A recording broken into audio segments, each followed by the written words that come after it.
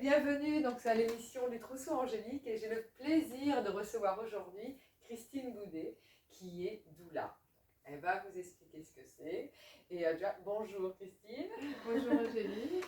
Alors, avant de nous expliquer voilà, qu'est-ce qu'une doula, déjà en quelques mots, pourquoi es-tu arrivée à ce métier voilà, quel âge as-tu? As-tu des enfants? Un petit peu, parce que c'est quand même un métier où on parle beaucoup d'enfants. Donc dis-nous tout. Oui. Alors, déjà, j'ai 4 enfants. J'ai eu 4 enfants qui sont grands maintenant. Et 2 petits-enfants très récemment, l'année dernière. J'ai 62 ans. Et j'ai décidé de devenir doula. C'est très récent aussi. J'ai fait la formation en 2019. D'accord. Et avant cela, j'ai travaillé dans le médical. Mais j'ai toujours voulu, depuis que je suis adolescente, j'ai toujours voulu prendre soin des autres. Et aussi dans le métier que je faisais auparavant, je faisais aussi de l'accompagnement. Voilà, j'écoutais beaucoup les personnes, les patients, les patientes. Et voilà, c'est quelque chose qui m'importait énormément d'être dans la relation avec les gens, parce que moi je me sentais à l'aise. Et aussi, les personnes me faisaient sentir qu'elles avaient confiance, en tout cas, ou elles-mêmes retrouvaient leur confiance en échangeant avec moi. Et pourquoi particulièrement doula? Alors ça, c'est un peu grâce aux rencontres qu'on peut faire dans la vie, qui sont des rencontres qui permettent d'aller sur un chemin. Et c'est grâce à une de mes filles qui travaille dans la petite enfance et qui a rencontré une femme qui faisait ce métier-là. Et lorsque j'ai décidé, il y a pas si longtemps que ça, de changer un peu de voie et de réfléchir sur ce qui pouvait me plaire, en tout cas ce qui pouvait m'enrichir, ce qui pouvait être important pour moi, et ma fille, donc m'ayant parlé de ce métier, je me suis dit oui, ça c'est quelque chose qui m'intéresse. Parce que déjà, tout ce qui tourne autour de la naissance, de la parentalité, j'en ai vu un peu l'évolution.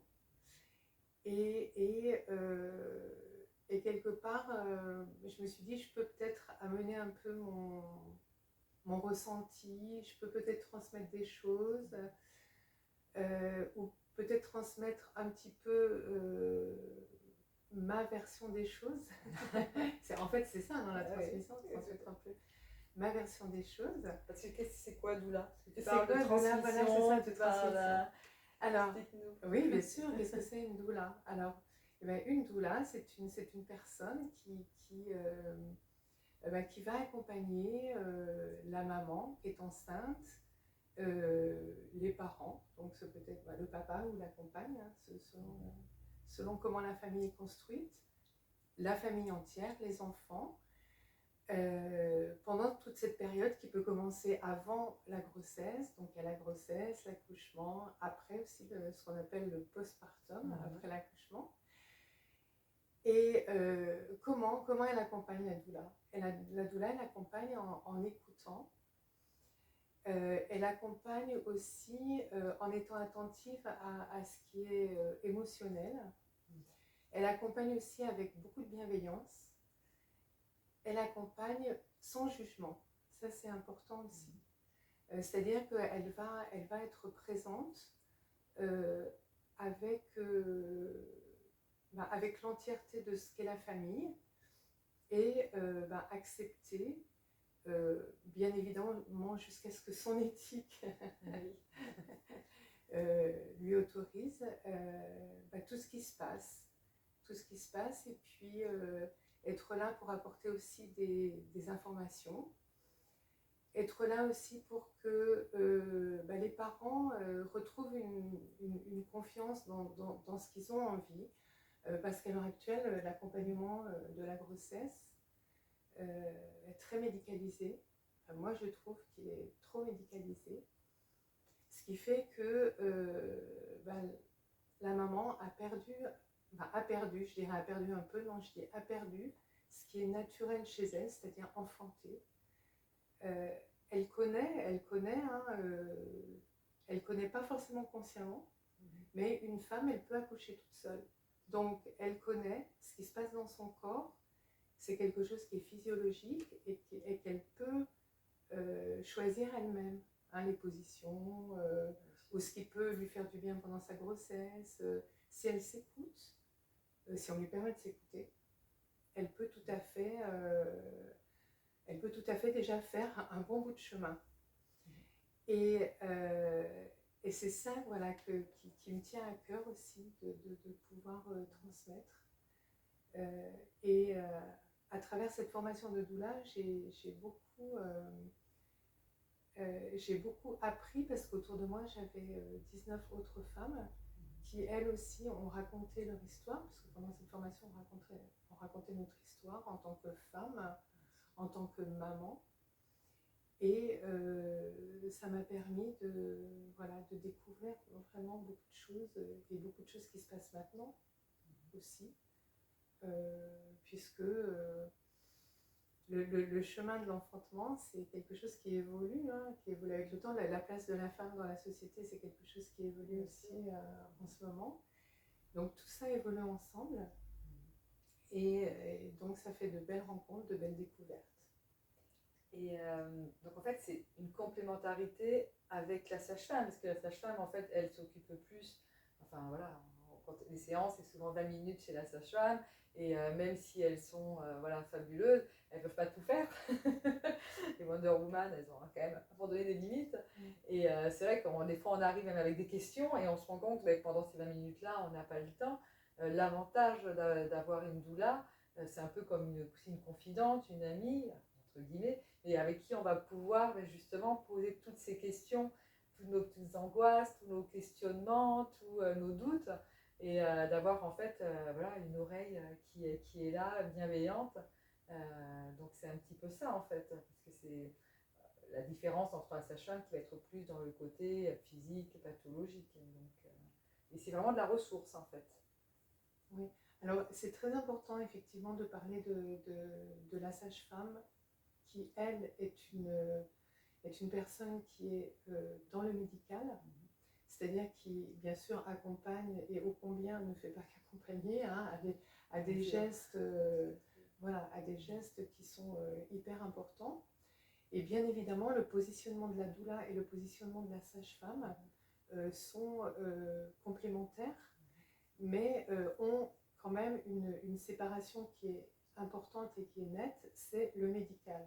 C'est-à-dire que la doula, effectivement, comme tu l'as dit, elle est vraiment là comme une bonne copine ou comme une maman ou une grand-mère qui serait là pour, effectivement, pour accompagner, pour écouter, pour transmettre, hein, déjà ce que je disais tout à l'heure.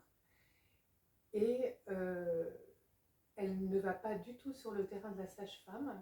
Notamment, il y a un exemple qui est important. Par exemple, moi, qui ai signé une charte quand j'ai fait ma formation, je ne vais pas au domicile de la maman, par exemple, qui accouchera à la maison, s'il n'y a pas de sage-femme.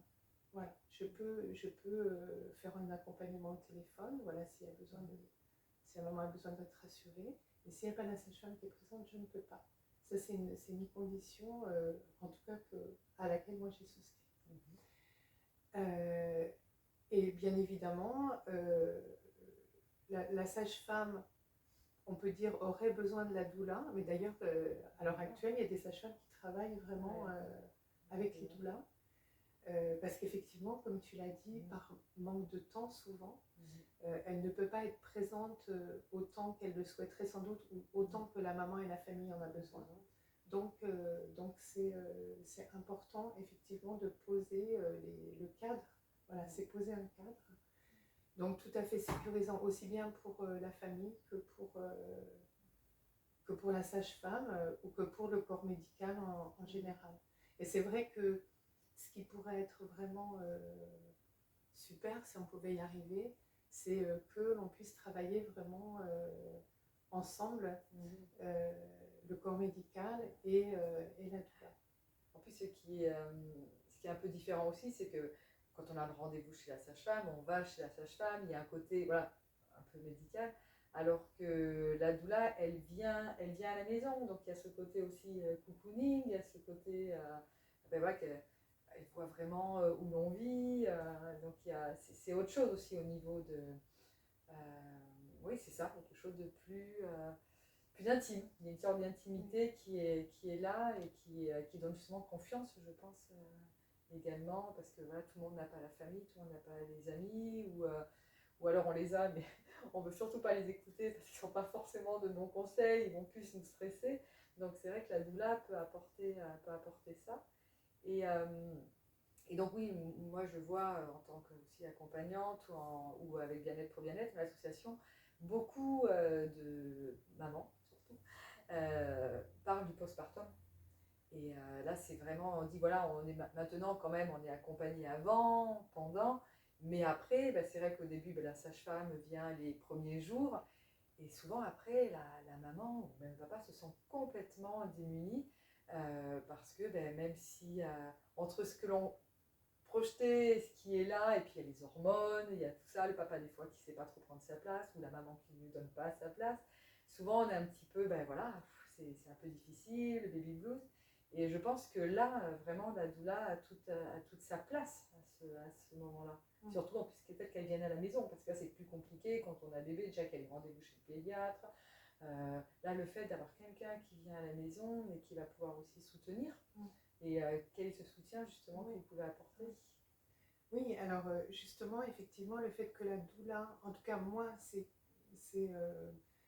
ma façon à moi de venir accompagner donc, la famille à la maison, c'est ce qui se fait a priori le plus souvent. Donc c'est d'être vraiment dans le lieu de vie, dans le lieu de vie de la famille. Et justement cet accompagnement dont tu parles, l'accompagnement après la naissance, effectivement, il est très important. Moi, je l'ai vécu en tant que maman. Et quelquefois, je l'ai vécu difficilement, c'est-à-dire que je me suis retrouvée à la maison toute seule avec mon bébé. Et avec des moments aussi, des moments de fatigue. Parce qu'il faut savoir qu'une maman qui a accouché, bah, elle est fatiguée. Elle a besoin de repos.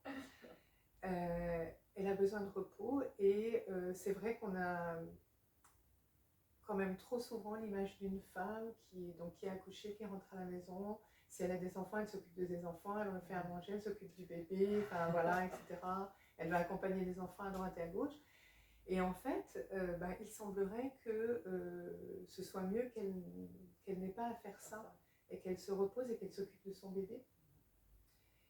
Et donc être là, avoir cette présence-là qui est aussi émotionnelle, c'est-à-dire pouvoir l'écouter ou être une épaule si elle a envie de pleurer, si elle a envie de rire aussi, si elle a envie si elle se pose des questions, si elle n'est pas sûre de ce qui se passe, parce qu'avoir ce petit bébé-là, pourquoi il pleure là, pourquoi il dort tant que ça, pourquoi il dort pas, et pouvoir échanger sur ces questions-là, pouvoir aussi donner une aide logistique, une aide par rapport à, ne serait-ce que le simple fait, ça on en parle souvent, qu'une maman ait envie de prendre sa douche et que finalement si elle est toute seule la journée avec son bébé, elle ne va pas le faire. De préparer un petit repas au cas où, d'accompagner l'aîné pour un cours de yoga ou un cours de danse. Et ça, ça fait partie aussi du rôle de la doula, de pouvoir proposer cette aide-là, cette présence, cette écoute. Ça fait penser un petit peu dans certaines cultures où il y a un peu la tribu, où voilà, où en fait tout le village est là pour accompagner la maman qui en dit, voilà, à la base, ce qu'on appelle le 4e trimestre, elle doit se reposer. Et donc, tout le monde est là pour l'accompagner. Mais c'est vrai que dans notre société, ça ne se fait pas. Donc, voilà, c'est pas la culture que l'on a. Donc, grâce au doula, on peut quand même vivre ces moments un peu plus c'est serein en fait. Donc ça, je trouve ça vraiment important et vous avez vraiment, oui, il y a vraiment un panel en fait. C'est vraiment Mm. avant, pendant, après. Mm. Et c'est vrai que souvent le après est quand même oublié. Donc Mm. c'est important voilà, de pouvoir souligner que les doulas sont là aussi, aussi pour ces moments-là, quoi. Mm. Et pour le papa aussi, parce que voilà, il peut être aussi. Et là, alors, comme on dit maintenant, ils travaillent un peu moins, mais c'est pas pour ça que des fois qu'ils sont pas perdus. Et je pense que il y a aussi c'est la maman, mais aussi le papa peut être là, écouter, poser aussi ses questions, et d'avoir voilà aussi une oreille bienveillante à qui il peut peut-être plus facilement poser des questions parce qu'il a déjà confiance, vu que surtout si la doula a suivi déjà au début de la grossesse. Parce que l'homme a besoin, je pense, d'un peu plus de temps, de confiance à ce niveau-là. Donc c'est chouette aussi qu'il puisse avoir cette écoute, ces conseils, et vraiment dans ce que j'entends, et en plus ce que tu disais au début, tu disais j'aimais accompagner déjà les gens de cette écoute et donner confiance, et en fait c'est vraiment ça, c'est de redonner confiance aux parents dans leur capacité en fait. Je sens dans ce que tu dis, dans la doula, c'est vraiment très, très humble au niveau activité, quoi. Donc, oui, alors c'est très important. Parce que je parlais de, par exemple, donner de l'information ou transmettre, et certainement pas de dire comment il faut faire. Voilà. Surtout pas, et je vais dire dans le sens positif, surtout donner de l'information, dire voilà, peut-être que tu peux faire ça, peut-être que tu peux faire ça, peut-être que tu peux faire ça. Mais c'est toi qui choisis. Ressens comment, que ce soit la maman ou le papa, ressens comment toi, tu es bien avec le choix que tu fais par rapport à une situation avec le bébé, par rapport à l'allaitement par exemple, par rapport au portage, parce qu'il y a 1000 façons de porter un bébé, il y a 1000 façons d'allaiter un bébé, et que ce soit dans l'allaitement ou aussi par exemple dans le sommeil, un bébé il peut changer du jour au lendemain. oui. de position, de temps de sommeil, de temps d'éveil.